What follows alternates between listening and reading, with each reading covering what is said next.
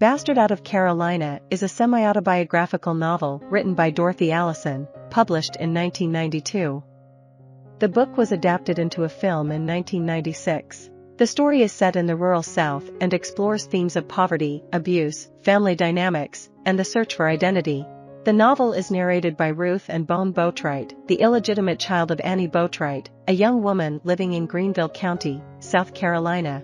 She was given this name by her uncle when he noticed the new baby was no bigger than a knucklebone.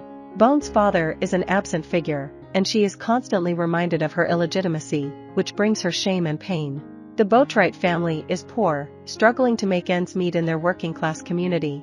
Annie works as a waitress and is determined to provide a better life for her children, including Bone and her half-sister Reese. Annie eventually marries Lyle Parsons, a charismatic man who provides some stability to the family. However, as Bone grows older, she faces challenges both within and outside her family.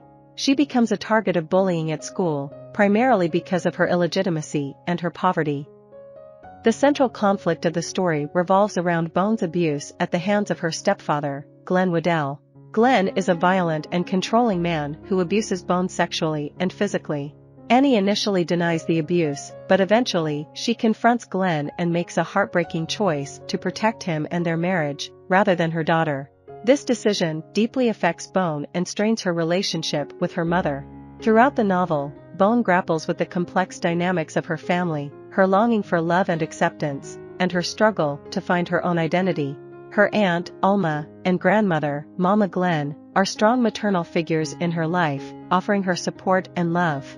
She forms close bonds with her aunts and grandmother, who provide a sense of belonging and support that she lacks at home. Glen continues to molest Bone while she remains silent due to shame and guilt. Finally, one of the beatings puts Bone in the hospital.